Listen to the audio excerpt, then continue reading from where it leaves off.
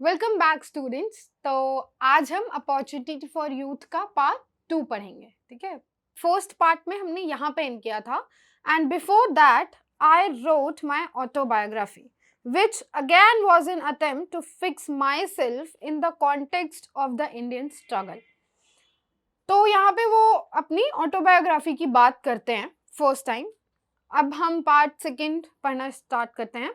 अगर आपने opportunity for youth का पार्ट 1 नहीं पढ़ा है तो डिस्क्रिप्शन बॉक्स में आपको लिंक मिल जाएगी। पहले आप पार्ट 1 पढ़ के आइए, देन पार्ट 2 पढ़िए ताकि समझ में अच्छे से आए। Okay, let's start. एक्चुअली तो यहाँ पे ये जो एक्चुअली मेंशन हुआ है ना, एक्चुअली द बुक, जो बुक आया है वो ऑटोबायोग्राफी के लिए ही आया है। क्लियर? तो वो अपनी ऑटोबायोग्राफी को ही कह रहे हैं। वो क्या बोलते हैं, actually the book was more about the struggle in India than about my self.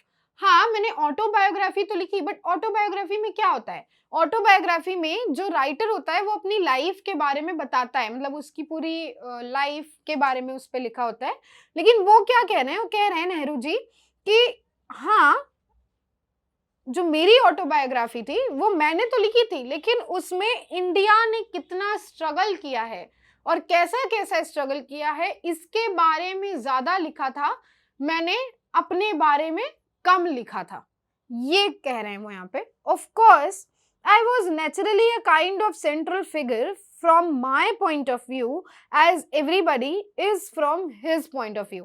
कह रहे हैं हाँ, ये बात सही है कि मैंने स्ट्रगल, इंडिया का स्ट्रगल दिखाया है, लेकिन मैं सेंट्रल फिगर रहा हूं, ठीक है, अपने पॉइंट ऑफ व्यू से। जैसे सबके पॉइंट ऑफ व्यू से वो हर कोई होता है, ठीक है। यानी कि अगर आप लिख रहे हो कोई चीज, अपनी ऑटोबायोग्राफी लिख रहे हो, उसमें आप स्ट्रगल भी दिखा रहे हो किसी चीज का, तो आप उसमें खुद को सेंट्रल कैरेक्टर रखोगे ना, क्योंकि फीचर ही यही होता है। तो वही वो यहाँ पे कह रहे हैं कि हाँ, सेंट्रल कैरेक्टर जो उसका सेंट्रल फिगर था वो मैं खुद ही था मेरे पॉइंट ऑफ व्यू से, जैसे बाकी सबके पॉइंट ऑफ व्यू से भी वो खुद ही होते हैं। Then I wanted a larger canvas to think about and I wrote glimpses of world history.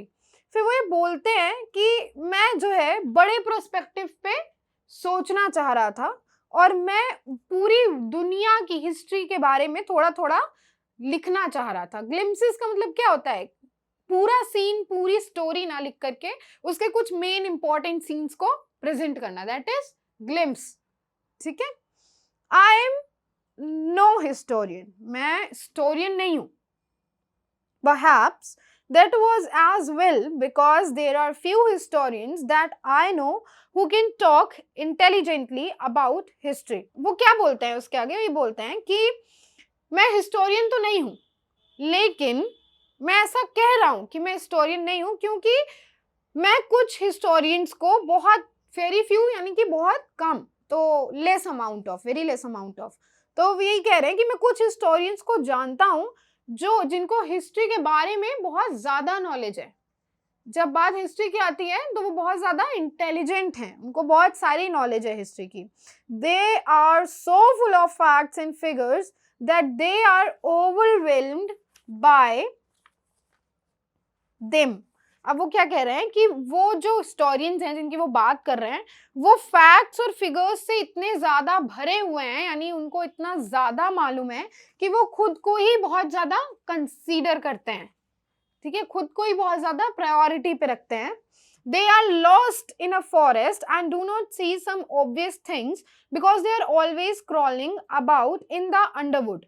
अच्छा, अब वो क्या बोल रहे हैं कि वो, उनको इतनी ज्यादा इमेंस नॉलेज हो गई है कि वो उस जंगल में खो चुके हैं, और जो एक ऑब्वियस थिंग्स हैं, जो एक इम्पॉर्टेंट फिगर्स हैं, जो एक इम्पॉर्टेंट सीन्स हैं, वो उनको समझ में नहीं आते हैं। क्यों? क्योंकि वो उसी सागर में खो चुके हैं। उनको लगता है कि बस डीप एनालिसिस करते जाओ, करते जाओ, करते जाओ, पढ़ते जाओ, वही जरूरी है। ऐसा नहीं है, आपको कुछ इंपॉर्टेंट पॉइंट्स भी पता होने चाहिए, ताकि आपको जब कम टाइम में किसी को कुछ बताना हो तो आप उसी इंपॉर्टेंट पॉइंट्स को हाईलाइट कर सको। क्लियर हो रहा है? तो यहाँ पे वो ये बोल रहे हैं, I wrote glimpses of world history in order that I might see my country and my age in the proper perspective of world history.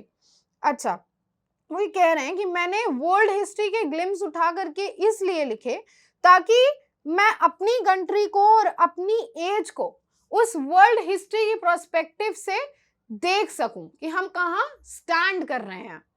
It was by no means a deep work. हाँ, ये जो मेरी autobiography है ये किसी भी तरह से, बाय नो मीन्स यानी किसी भी तरीके से ये कोई डीप वर्क नहीं है, इसमें सिर्फ ग्लिम्सेस हैं, but it gave my thinking the framework of world history. हाँ, ये कोई डीप वर्क नहीं है, इसमें ग्लिम्सेस है, लेकिन उसके बावजूद ये मेरी जो वर्ल्ड हिस्ट्री का एक, मेरी जो दिमाग में एक इमेज बनी हुई है, उसको एक फ्रेमवर्क प्रोवाइड करता है।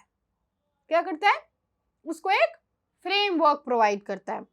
Having got the larger frame, I looked more closely to my own country and wrote the discovery of India. क्योंकि मेरे पास वर्ल्ड हिस्ट्री का, दुनिया की जो हिस्ट्री थी उसका एक लार्जर फ्रेम था, यानी कि मुझे पता था कि दुनिया में हुआ क्या क्या है, और मैं ये जानता था कि उसका मेन पॉइंट्स क्या हैं, मेन कॉज क्या हैं। इसी वजह से मुझे ये और अच्छे से दिखाई दिया कि मेरी कंट्री वहां पे कहाँ रिलाय कर रही है, मेरी कंट्री को मैं और क्लोजली देख पाया and wrote the discovery of India. और उसी के बाद मैंने उसी थॉट को मैंने एक्शन में कन्वर्ट किया और मैंने डिस्कवरी ऑफ इंडिया लिखी। In it I concentrated on my countries past and the story of its development. और डिस्कवरी ऑफ इंडिया में मैंने अपनी कंट्री के पास्ट को लिखा है और उसके डेवलपमेंट को लिखा है। I am trying to explain to you how my thinking developed in these matters. मैं आपको ये सारी बातें इसलिए बता रहा हूँ क्योंकि मैं ये ट्राई कर रहा हूँ, मैं ये समझाने का आप लोगों को ट्राई कर रहा हूँ, कोशिश कर रहा हूँ कि मेरी थिंकिंग इन सारी चीज़ों में कैसे डेवलप हुई। मैंने पहले नॉलेज ली वर्ल्ड हिस्ट्री की, फिर मैंने उसको अपने पर्सपेक्टिव से देखा, उसके मेन पॉइंट्स देखे, उसका एनालिसिस किया, तब जाके कहीं थिंकिंग मेरी डेवलप हुई। हमारी मीन्स वहां पे खुद को कह रहे हैं, मेरी डेवलप हुई। The more I thought and the more I learn, the more I saw how little I knew and how much more there was to learn. बहुत प्यारी लाइन थी, इसको आप हाईलाइट कर लीजिए, अंडरलाइन कर लीजिए या ब्रैकेट में कर लीजिए। वापस से पढ़ती हूँ मैं। The more I thought and the more I learned, the more I saw how little I knew and how much more there was to learn. क्या कह रहे हैं वो कि मैं जितना ज़्यादा सोचता था उतना ज़्यादा मुझे ये सीखने को मिलता था कि मुझे अभी कितना कुछ देखना है और मुझे कितना कम मालूम हुआ है। And how much more there was to learn, और दुनिया में कितनी सारी चीज़ें हैं लर्न करने को। That is why it is said that learning never ends and it has no age to learn something, right? इसीलिए कहा गया है। One of my regrets today is that I have no time to pursue these studies properly by reading or thinking or writing. क्या बोल रहे हैं वो कि मुझे आज इस चीज पे रिग्रेट होता है कि मेरे पास अब इतना वक्त नहीं रह गया है कि मैं इन सारी चीजों की पढ़ाई प्रॉपरली कर सकूं, रीडिंग करके, सोच करके या राइटिंग करके। इतना वक्त ही नहीं है मेरे पास। बिकॉज क्योंकि अब वो क्यों कह रहे हैं कि राइटिंग करके और थिंकिंग करके, रीडिंग करके, उसका रीजन बताते हैं वो क्या कह रहे हैं। बिकॉज क्योंकि writing for me is essentially an aid to thinking. क्योंकि मेरे लिए राइटिंग जो है यानी किसी चीज को लिखना, वो एक हेल्प करता है मेरी थिंकिंग को। In trying to write one has to think more concisely than otherwise. अब वो बता रहे हैं कि ऐसा क्यों बोला उन्होंने कि राइटिंग जो है वो थिंकिंग को इफेक्ट करती है या वो थिंकिंग को हेल्प करती है। वो बता रहे हैं कि इन ट्राइंग टू राइट, जब हम कुछ लिखने की कोशिश करते हैं, one has to think more concisely than otherwise. तो हमें बहुत कंसाइजली सोचना पड़ता है। कंसाइजली का यहाँ पे क्या मतलब हुआ?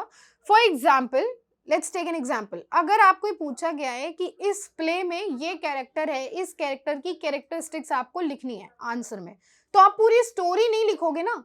फिर आपको क्या करना पड़ेगा? आंसर कंसाइज करना पड़ेगा क्वेश्चन के हिसाब में।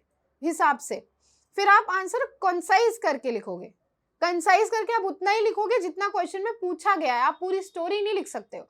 तो that is what he is saying कि जब हम लिखते हैं किसी चीज को तो हमें उसको छोटा करना पड़ता है और हमें मेन पॉइंट्स लिखने पड़ते हैं। तो उससे हमारी थिंकिंग और ज्यादा डेवलप होती है, और ज्यादा जो हमारी एनालिसिस पावर है वो बढ़ती है, right. I suppose I must not complain of my present lot. मतलब अब वो ये बोल रहे हैं कि हाँ, मैं सपोज करता हूँ, मैं मानता हूँ कि मुझे अभी इस वक्त जो मेरी सिचुएशन है उसके बारे में कंप्लेन नहीं करना चाहिए, क्योंकि उन्होंने बोला ना कि मुझे इस बात का रिग्रेट है कि अब मेरे पास इतना टाइम नहीं बचा है। तो अब वो उसी चीज के लिए बोल रहे हैं कि मुझे ऐसा लगता है कि मुझे कंप्लेन नहीं करनी चाहिए जो प्रेजेंट है मेरा उसको लेकर के। What I would like you to do first of all is to think. मैं ये चाहता हूं आप लोगों से कि आप लोग सबसे पहले जो काम करें वो ये कि आप लोग सोचें। Thinking is something which does not come automatically to a person. Thinking एक ऐसी चीज है जो अपने आप नहीं आती इंसान में, वो इंसान को लानी पड़ती है, डेवलप करनी पड़ती है वो skill. Gossiping with neighbor is not thought. ठीक है, यानी कि पंचायत करना, नेबर यहाँ पे वर्ड बेसिकली इसलिए यूज हुआ है बिकॉज जनरली जो पड़ोसी होते हैं वही बदनाम होते हैं कि उन्हीं से पंचायत करते हैं। बट यहाँ पे व्हेन वी से नेबर, तो नेबर में सबको ही आ गया, ठीक है। यहाँ पे जो नेबर उन्होंने लिखा है वो जनरली इसीलिए लिखा है कि नेबर का मतलब एवरीवन जिनके साथ आप बैठ करके बातें करते हो। तो यहाँ पे वो यही कह रहे हैं कि गॉसिपिंग यानी पंचायत करना, यूजलेस चीजों के बारे में बात करना बैठ करके, वो थॉट कंसीडर नहीं किया जाता, उसे हम थॉट नहीं बोलते हैं। If you repeat something which somebody else has said, अगर आप किसी उस बात को रिपीट करते हो जो किसी ने कह दिया है या जो कोई ऑलरेडी कह चुका है, इट इज नॉट थॉट, वो आपकी थॉट नहीं है, वो तो आप दूसरे की लाइन कोट कर रहे हो ना, वो आपकी थॉट थोड़ी हुई। I do not expect all of you to become mighty thinkers, though some of you may. अब वो ये कह रहे हैं कि मैं नहीं चाहता कि आप में से जितने लोग हैं वो माइटी थिंकर बने, ठीक है, वो ऐसे थिंकर बने, इस तरीके के थिंकर बने, ठीक है। दो मुझे ये बात पता है कि सब लोग इंटेलिजेंट थिंकर नहीं बन सकते, सब लोग उस तरीके के लेवल पे नहीं आ सकते थिंकिंग में, ये बात मैं जानता हूँ। और मैं ये भी जानता हूँ कि आप में से कुछ हैं जो माइटी थिंकर्स बनेंगे, बट मैं नहीं चाहता कि आप लोग ऐसे बने। But I would like all of you to think and to develop the art of thinking. पर मैं ये चाहता हूँ कि दूसरे के थॉट को कोट करने के बजाय आप लोग खुद की आर्ट ऑफ थिंकिंग को डेवलप करिए, because yes, thinking is an art, ये सबके बस की बात नहीं होती है। तो वो यही कह रहे हैं कि मैं चाहता हूँ आप लोग खुद डेवलप करिए, अपने अंदर इस चीज को डेवलप करिए। Nothing is more helpful to thinking than reading, that is reading intelligently, that is reading intelligently। अब वो ये बोल रहे हैं कि अगर आपको अपनी थिंकिंग की कैपेसिटी बढ़ानी है तो पढ़ने से ज्यादा, रीडिंग करने से ज्यादा और कोई चीज ऐसी नहीं है जो इस चीज में आपको हेल्प कर सके। रीडिंग, उनका कहने का मतलब है कि रीडिंग सबसे ज्यादा हेल्प करती है, और उसमें भी उन्होंने कहा है रीडिंग इंटेलिजेंटली, यानी ऐसे नहीं कि बस आपने ऐसे करके एक लाइन पढ़ लिया हो गया, नहीं, आप उस लाइन को पढ़ो और उसकी मीनिंग निकालने की कोशिश करो, पहले अपने प्रोस्पेक्टिव से, फिर ऑथर की प्रोस्पेक्टिव से। वो होता है थिंकिंग करना, वो होती है कि आप अपनी थिंकिंग की एनालिसिस कर रहे हो, स्किल को डेवलप कर रहे हो। दैट इज वाई उन्होंने बाद में मेंशन किया है reading intelligently, because thereby you get other people's thoughts and by weighing them you can think yourself। वही बात जो मैंने बोली, क्यों? क्योंकि रीडिंग करते वक्त आप जो पढ़ रहे होते हो वो दूसरे पर्सन के थॉट्स होते हैं, राइट। फिर उनको पढ़ के आप उसको खुद के दिमाग में खुद के पॉइंट ऑफ व्यू से एनालिसिस करते हो और फिर उसके दोबारा उसके पॉइंट ऑफ, ऑथर के पॉइंट ऑफ व्यू से समझते हो। सो वो क्या है? वो आप थिंकिंग कर रहे हो, that is pure thinking. I have often said that it is very unfortunate that people think and read so little nowadays, especially in India। मैं अक्सर इस बात को कहता रहता हूँ कि हम बहुत अनफॉर्चुनेट होते जा रहे हैं इस बात को लेकर के कि स्पेशली इंडिया में अब लोग पढ़ना और सोचना बंद कर दिए हैं, यानी बहुत कम कर दिए हैं। बहुत कम लोग हैं ऐसे जो पढ़ने में इंटरेस्ट रखते हैं, रीडिंग में इंटरेस्ट रखते हैं और जो सोचते हैं। I do not call news paper reading. मैं न्यूज़पेपर को पढ़ना, न्यूज़पेपर की रीडिंग करना को रीडिंग नहीं मानता। But any reading which makes you think is useful reading. लेकिन मैं न्यूज़पेपर की रीडिंग को रीडिंग नहीं मानता हूँ।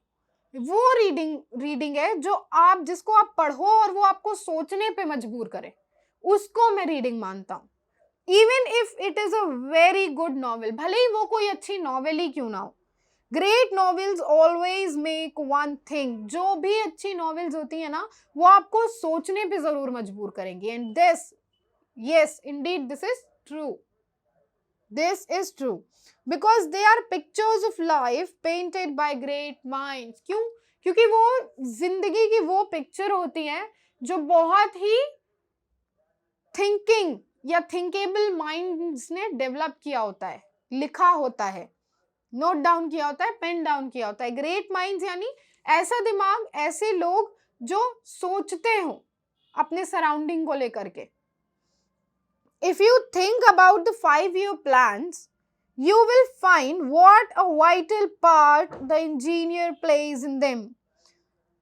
यहाँ पे वो कह रहे हैं कि अब अगर आप 5-year plans के बारे में सोचो, ठीक है, 5-year plan क्या होता है? 5-year plans क्या होता है यहाँ पे किससे कंसीडर है? जिसने हिस्ट्री पढ़ा होगा उसे पता होगा, ठीक है। This is a very general topic, बहुत ही जनरल वो है, सो मैं इसको एक्सप्लेन नहीं कर रही हूँ। If you think about the 5-year plans, अगर आप 5-year plans की बात करें और आप सोचें, ठीक है, कि अगले 5 साल की जो प्लानिंग है, जो कुछ भी उसमें आ रहा है, अगर आप उसके बारे में सोचें, you will find what a vital part the engineer plays in them. आप ये देखेंगे कि इंजीनियर उसमें कितना बड़ा पार्ट प्ले करता है। जो इंजीनियर्स होते हैं कितने बड़ा पार्ट प्ले करते हैं।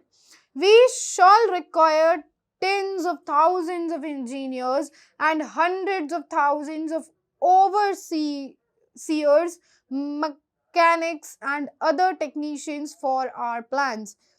हम ये देखेंगे कि कितने ज्यादा हजारों की तादाद में हमें इंजीनियर्स की जरूरत होती है, मैकेनिक्स की जरूरत होती है, और भी जो भी टेक्नीशियंस होते हैं उनकी जरूरत होती है हमारे प्लान को सक्सेसफुल करने के लिए। यहाँ पे जो 5-year प्लान की बात हुई है वो कंट्री के बेसिस पे हुई है, पर्सनल 5-year प्लान की बात नहीं हो रही है, इस बात को ध्यान रखिएगा। The whole world is becoming more and more a world of trained people.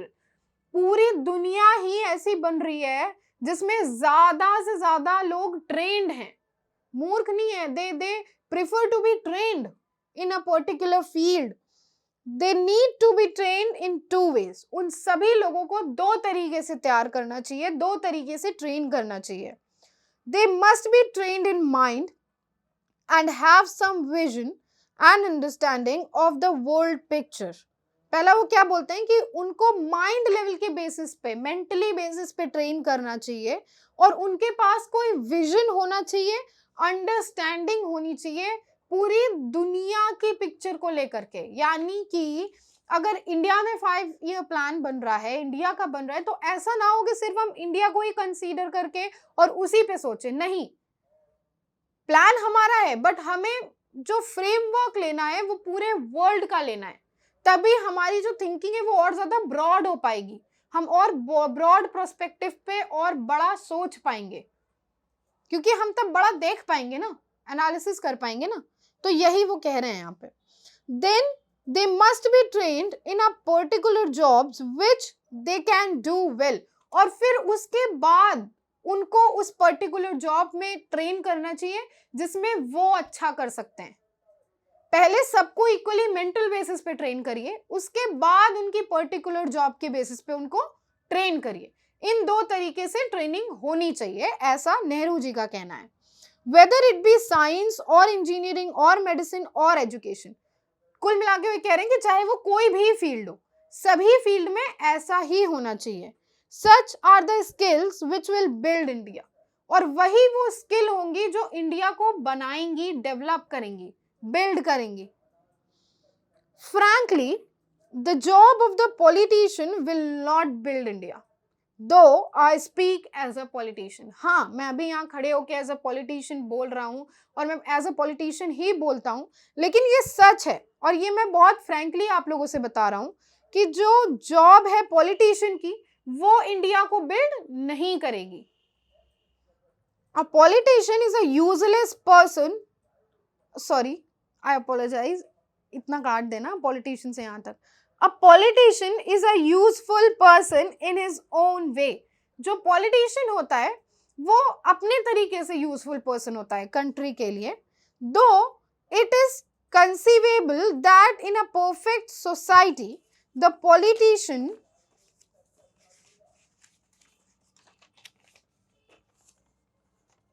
Will fade away. अच्छा, अब वो ये कह रहे हैं कि though it is conceivable that in a perfect society the politician will fade away. हाँ, ये conceivable है, यानी कि ये consider हम कर सकते हैं, ये acceptable है कि जो perfect society होगी ना, जब हमारी society perfect होगी उस time पे जो politicians होंगे वो fade away हो चुके होंगे, यानी वो धुंधले हो चुके होंगे. ठीक है, तब उस time पे politicians इंडिविजुअल पावर नहीं बन जाएगी. ठीक है, उस टाइम पे वो फेड अवे हो चुके होंगे, ढल चुके होंगे. But it is not conceivable that the experts will fade away. लेकिन उस टाइम पे ऐसा नहीं होगा, या हम ये एक्सपेक्ट नहीं कर सकते हैं कि उस टाइम पे जो एक्सपर्ट्स होंगे वो भी खत्म हो जाएंगे ना, वो और बढ़ेंगे. लोग आते रहेंगे, ट्रेंड होते रहेंगे और वो एक्सपर्ट होते रहेंगे. There will be always need for the engineer and the scientist. हमेशा हमेशा जो है इंजीनियर, साइंटिस्ट या किसी भी फील्ड की बात कर ले हम, स्पेशलिस्ट की, उन सब की जरूरत हमें पड़ती ही रहेगी. They cannot fade away even if the politician may fade away. Politicians भले ही फेड हो जाएं, लेकिन वो फेड नहीं होंगे, वो हो ही नहीं सकते fade. However, I do not think the time is near when the politician will fade away. हाँ, मैं ये सोचता हूँ और मैं ये मानता हूँ कि अभी वो वक्त नहीं आया है कि politicians अभी फेड हो जाएं. अभी ऐसा वक्त नहीं आया है. You are young. You यहाँ पे वो सामने जिसको वो एड्रेस कर रहे हैं, जिस पब्लिक को वो एड्रेस कर रहे हैं, वो उनको कहते हैं जो लोग उनको सुन रहे हैं. You यहाँ पे उनके लिए है. You are young. आप सब लोग अभी young हैं. I should like you to have the pride of youth and ambition of youth to do something worthwhile and big. मैं चाहता हूँ कि आपके लिए as a youth pride हो और ambition हो कि आप कुछ करके जाएं और कुछ बड़ा करके जाएं, कुछ बड़ा करें अपनी जिंदगी में, इस कंट्री के लिए, खुद के लिए. All of you may not be geniuses. हाँ, मैं मानता हूँ कि आप में से सब जो है इंटेलिजेंट नहीं होंगे, आप में से सब जो है वो बहुत जीनियस नहीं होंगे. But some of you might yet do worthwhile things in some department of human activity or other. लेकिन आप में से कुछ हैं जो ह्यूमन एक्टिविटी या किसी भी दूसरी फील्ड में अच्छा कर सकते हैं, कुछ बड़ा, कुछ अलग कर सकते हैं. I do not like people who have no pride and ambition and are just sloppy people. मैं उन लोगों को पसंद नहीं करता जिनका कोई विजन ही ना हो, जिनका कोई एम्बिशन ना हो, प्राइड ना हो. वो बस अपनी जिंदगी को जी रहे हैं कि हाँ बस काटनी है जिंदगी, बस एक जॉब ले लो, बस हो गया, normal life Jio. I am not using the words pride and ambition in a small personal sense. अब वो क्या कह रहे हैं कि मैं यहाँ पे प्राइड और एम्बिशन स्मॉल पर्सनल सेंस यानी कि इंडिविजुअल बेसिस पे नहीं कह रहा हूँ, मैं एज अ कंट्री लेवल पे कह रहा हूँ, मैं एज अ होल कह रहा हूँ. Because if you will develop and you will do something for your country and for your self, तो सिर्फ आप खुद के लिए मत सोचो, या आप ये सोच के करो कि आपको अपनी कंट्री को कुछ देना है, राइट? उसके लिए करोगे तो आप ज्यादा बड़े होगे, आप ज्यादा सक्सेसफुल होगे. कहने का मतलब ये है. I do not mean the pride of getting money. ठीक है, आप वो और अच्छे से उसको इलैबोरेट करके समझा रहे हैं कि यहाँ पे मेरा प्राइड से मतलब ये नहीं था कि खूब पैसे आपने इंडिविजुअल बेसिस पे कमा लिया तो वो प्राइड है आपका, नहीं, पैसे से मेरा प्राइड से मतलब पैसे से नहीं था, which is the silliest of all types of pride, जो कि मुझे लगता है कि सबसे बड़ी मूर्खता है प्राइड की। जब हम बात करते हैं, ऐसे लोग बोलते हैं ना कि प्राइड कई तरीके के होते हैं, pride of being a very known personality, pride of being teacher, pride of being this, तो उसमें जो सबसे सिलीएस्ट और सबसे फुलिश प्राइड होता है वो होता है pride of money.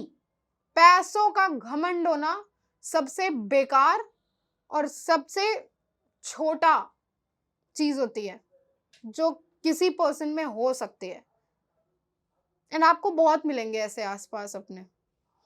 Pride should consist in doing your job in the best possible manner. आपका प्राइड आप इस चीज में होना चाहिए कि आपकी जो जॉब है, आपकी जो ड्यूटी है, आप उसे बेहतरीन तरीके से कर सको, वो आपका प्राइड होना चाहिए, ना कि पैसे आपका प्राइड होना चाहिए। If you are a scientist, think of becoming an Einstein. अगर आप साइंटिस्ट हैं तो आप ये सोचिए कि आप आइंस्टाइन बनिए। यहाँ पे आइंस्टाइन बनने से मतलब ये नहीं है कि आप आइंस्टाइन की तरह बनिए, नहीं, आप उस लेवल पे जाइए। आइंस्टाइन को एज एन एग्जाम्पल क्यों लिया जाता है यहाँ पे? क्या उनके पास पैसे नहीं थे क्या? नहीं, बट उनकी स्किल और उनकी पावर इतनी हाई थी कि उनके लेवल को उनके नाम से ही जाना जाता है। So that is what you have to make, और वो आपका प्राइड होना चाहिए। Not merely a reader in your university, सिर्फ आप अपनी यूनिवर्सिटी में एक रीडर बन के मत रह जाइए। If you are a medical man, अगर आप मेडिकल की फील्ड से हैं, think of some discovery which will bring healing to the human race. किसी ऐसी डिस्कवरी के बारे में सोचिए जो इंसान को हील कर सके, जो इंसान के काम आ सके, जो उनकी प्रॉब्लम्स को जो वो फेस कर रहे हैं उसको हील कर सके, कम कर सके। If you are an engineer, अगर आप इंजीनियर हैं, aim to some new invention, इस अपना एम इस चीज पे रखिए कि आप न्यू इन्वेंशन कर सकें। और इन्होंने ऐड नहीं किया है बट मैं खुद से ऐड करना चाहूंगी, और अगर आप टीचर हैं तो ज्यादा कुछ नहीं, बस आप अपने टीचर होने का मान रख लीजिए, वही बहुत होगा। The mere act of aiming at something big makes you big. जो एक एक्ट होता है कुछ बड़ा सोचने का, कुछ बड़ा एम करने का, वही आपको बड़ा बनाता है। If my colleagues and I and others who function on the public stage today appear big leaders to you, look back on how we became so. अब वो कहते हैं कि वो ये कह रहे हैं कि अगर आपको मेरे जितने भी कलीग्स हैं या फिर मैं या और भी जो लोग हैं जो अभी पब्लिक स्टेज पे यानी पब्लिक ग्राउंड पे जो वर्क कर रहे हैं, अगर हम में से कोई आपको बड़ा लीडर लगता है तो आप सिर्फ ये मत देखिए कि हम बड़े लीडर्स हैं, आप ये भी देखिए कि हम बड़े लीडर्स बने कैसे। We may have had some virtue and some ability. हाँ, हमारे अंदर कुछ वर्च्यू, कुछ एबिलिटीज जरूर होंगी, but essentially we became what we were because we had some ambition and pride. वो बोल रहे हैं कि हाँ, हमारे अंदर कुछ वर्च्यूज, कुछ एबिलिटीज जरूर होंगी, लेकिन अल्टीमेटली हम वही बने जो हम अंदर से थे, जो हमारा अंदर से एम था, जो हमारा अंदर से प्राइड था। अल्टीमेटली हम वही बने because we hitched our wagon to a star, because we tried to do big things, and in so trying our stature increased a little. अब इससे वो ये कहना चाह रहे हैं, क्यों? क्योंकि हमारा जो विजन था ना वो ऊपर था, वो ऊंचा था, हमारा जो एम्बिशन था वो बड़ा था।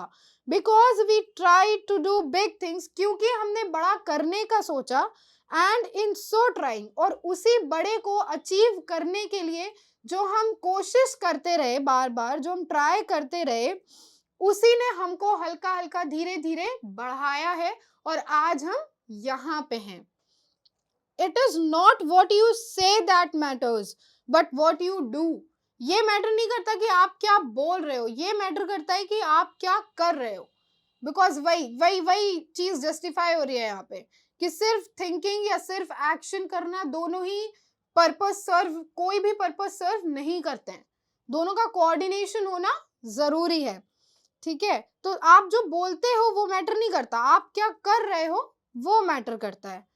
Think therefore of the vast opportunities that the world offers to those who are keen of mind, strong of character and fleet of foot. अब वो ये बोल रहा है कि जो अपॉर्चुनिटीज, यही वजह है, इसी रीजन की वजह से जो अपॉर्चुनिटीज आपको दुनिया ऑफर कर रही है, ठीक है, या जो अपॉर्चुनिटीज दुनिया उन लोगों को ऑफर करती है जो दिमाग के तेज होते हैं, जिनका कैरेक्टर स्ट्रांग होता है और जो स्टैंड करना जानते हैं, जो उस चीज पे वर्क करना जानते हैं, उनको जो अपॉर्चुनिटीज मिलती है उन पे ध्यान दीजिए, ठीक है, उन पे फोकस रखिए, उन पे ध्यान दीजिए। Think of the opportunities that India offers, उस अपॉर्चुनिटीज, उन सारी अपॉर्चुनिटीज के बारे में सोचिए जो आपको इंडिया ऑफर करती है, जो आपकी कंट्री आपको ऑफर कर रही है। यहाँ पे अपॉर्चुनिटीज से मतलब सिर्फ जॉब से नहीं है, इस चीज को जो है पॉइंट आउट करना चाहूंगी मैं, सिर्फ जॉब से नहीं है। यस, जॉब उसका एक हिस्सा है, बट सिर्फ जॉब से नहीं है। We are trying to meet those problems and solve them not by magic but by strong will and hard work. जो भी प्रॉब्लम्स हैं जिनको हम फेस कर रहे हैं उनको हम सॉल्व करना चाहते हैं किसी जादू से नहीं, लेकिन स्ट्रॉन्ग विल, एक मजबूत इरादे और हार्ड वर्क के साथ, के मेहनत के साथ। There is no magic in this world except the occasional magic of human personality and the human mind. बहुत अच्छी लाइन थी, मैं फिर से पढ़ रही हूँ, हाईलाइट करेगा इस लाइन को या फिर अंडरलाइन कर लीजिए। There is no magic in this world except the occasional magic of human personality and the human mind. ठीक है, दुनिया में कोई जादू नहीं है, सिर्फ आपकी जो पर्सनैलिटी एक सर्टेन सिचुएशन में बाहर आती है, या एक सर्टेन सिचुएशन में आपका माइंड जिस तरीके से काम करता है उसको छोड़ करके, वही मैजिक है। कौन सी सिचुएशन में आपकी कैसी पर्सनैलिटी, कौन सी पर्सनैलिटी बाहर आ रही है, या आपका माइंड कैसा काम कर रहा है, that is your magic. Okay, it takes time and perseverance to do big things. Exactly, बड़ी चीजों को करने में वक्त लगता है, और जब बड़ी चीजें जल्दी करने की सोची जाएं तो वो उतनी जल्दी खत्म भी होती हैं। This is the fact. और यहाँ पे वो यही कह रहे हैं कि बड़ी चीजों को करने में समय लगता है, वक्त लगता है, but what it needs consistency. आप करते रहो, आप रुको मत, ठीक है, और ना ही बहुत जल्दी सोचो, बहुत हड़बड़ाओ। It will not do to be faint hearted. जो कमजोर दिल के लोग हैं ना, उनके लिए ये सारी चीजें नहीं बनी है। One meets with failure occasionally, but one has yet to go on. अब वो कमजोर दिल वाले किसको कह रहे हैं? वो उन लोगों को कह रहे हैं जो फेलियर मिलने के बाद अपसेट होके बैठ जाते हैं। वो वहाँ पे आगे यही डिस्क्राइब कर रहे हैं कि हाँ, हमें समय समय पे फेलियर मिलता रहेगा, बट हमारी विल पावर तभी स्ट्रांग होगी जब हम मूव ऑन करते रहे, जब हम कंसिस्टेंटली वर्क करते रहे, रुके नहीं, स्टॉप नहीं हो। Success does not come suddenly or without setbacks. Success जो होती है वो बिना पीछे जाए, बिना गिरे नहीं आती है, या वो अचानक से नहीं आती है। So you have these great opportunities in India. आपके पास इतनी सारी बड़ी बड़ी अपॉर्चुनिटीज है इंडिया में। Prepare yourself for them. खुद को उनके लिए तैयार करो, skillful बनो। Grow strong in mind and body. Physically और मेंटली दोनों तरीके से मजबूत बनो।